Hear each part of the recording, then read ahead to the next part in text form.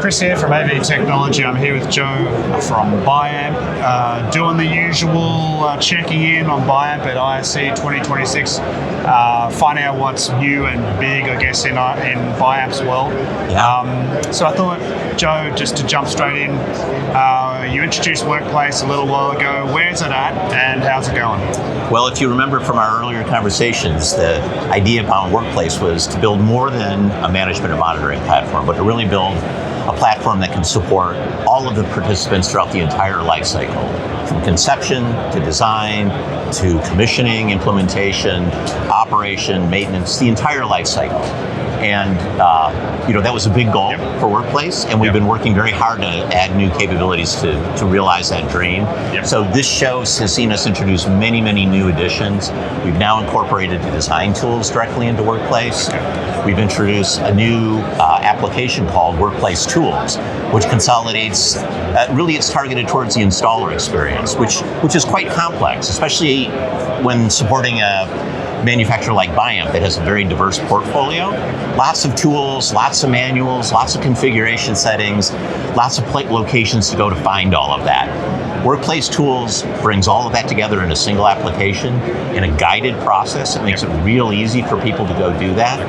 And what makes it really special is they don't need to go and log into Workplace to do what they're used to doing. But if they do log into Workplace, a whole new world of capabilities opens up to them. Most importantly, they're now able to do their work not just when they're on site, but essentially do it anywhere in the world. So it's really advanced quite extensively, and we're real excited to see how people's reaction. And it was launched as like a cloud platform. It was, yes. So what about on-prem? That's a good question. We realize that cloud alone is a great solution, but not always the great solution, right? We need to be more flexible than that. And a lot of people begin with an on-prem bias because that's what they've always known. So you can't just move them all the way over there. And so what Workplace is really evolving into is a cloud-enhanced platform, meaning it's a community of related services that we can deploy in a very flexible way. It could be fully on-prem, it could be in a hybrid fashion, or it could be fully cloud-based. And now we allow the customer's needs to really dictate the deployment scenario that is best for them. Same great capabilities, but greater flexibility in how you take advantage of them. So, I guess when you launched, having a cloud-based sort of design and management monitoring platform, was perfect timing. There's quite a few of these platforms out. I guess, do you see maybe some of your end users with multiple cloud-based kind of solutions that are doing similar things to what you're doing, but for their own thing? Yeah. And what does that mean for them? Well, I think to make it, I think realistically, most customers have deployments that mix a variety of different vendors' equipment together. And so it isn't just a matter of saying, well, I can go with vendor A or vendor B and commit to their platform alone. The platforms need to support, again, the scenario in which they've decided to operate their business. And if it's a mixed deployment, maybe that means that Workplace feeds information to a ServiceNow platform or another platform that consolidates information from a variety of different services.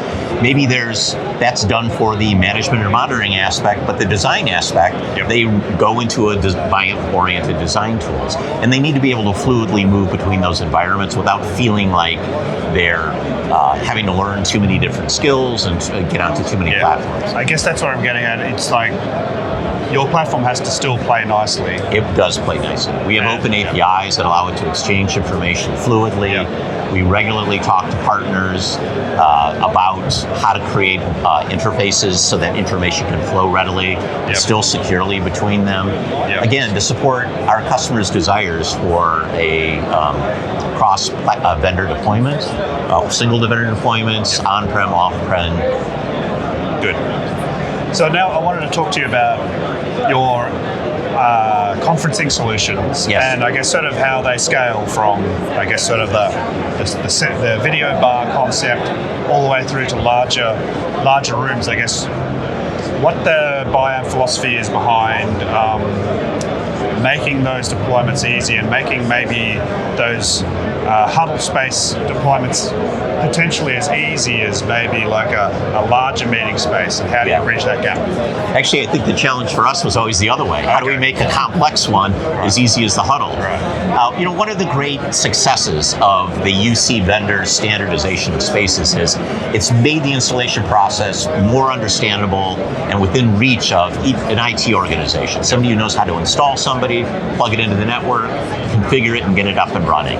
Somebody that maybe doesn't have a lot of audio or video expertise particularly. And they've done that by finding nice, solid standards to ensure a reasonable quality in almost all environments. And that's good. Now, of course, Biamp comes from a Pro AV heritage. And good enough was never good enough, right? We always wanted to say, how can we make it as good as possible for that space, accounting for its unique challenges, right? The acoustic environment, for instance. And so we've kind of brought that heritage of Pro AV bias towards performance into these standardized spaces. We can't add complexity to the process, we want it, but we want to add performance benefits. Right. And we've introduced technologies like Launch, which is fully team certified as a process, right? It allows us to put in a system into all the standard Teams environments, from huddle spaces, mid-size, all the way up to complex ones. And not just take the out-of-the-box experience, but through the magic of Launch, be able to detect the acoustic challenges of that environment and tune the system to ensure that it sounds even better and more closely to the Teams or Zoom target experience than it would be coming straight out of the lab parameters.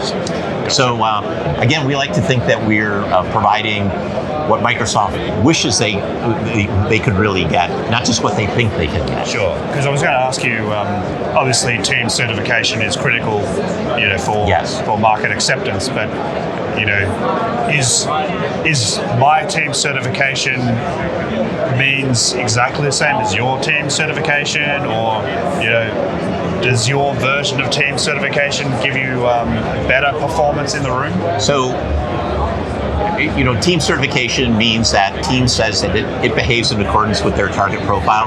The thing that Biamp has a unique offering is Teams has allowed Biamp, and only Biamp, to actually change the operating parameters of a system once it leaves the lab. Right. Every other vendor, when you send it to the lab, you fix the parameters, they test it, Microsoft says it performs good, and that's what goes into your conference room. If your conference room is a little far away from the lab environment, maybe it doesn't sound as good as it ought to.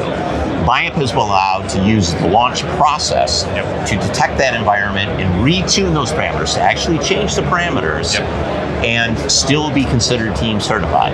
That means that they examine what we're doing and have said that stays true to our objectives. Gotcha. Yeah, fascinating stuff. Thanks, Joe, for chatting, and have an amazing show, and see you soon, no doubt. Yeah, wonderful. Enjoy the rest of your visit.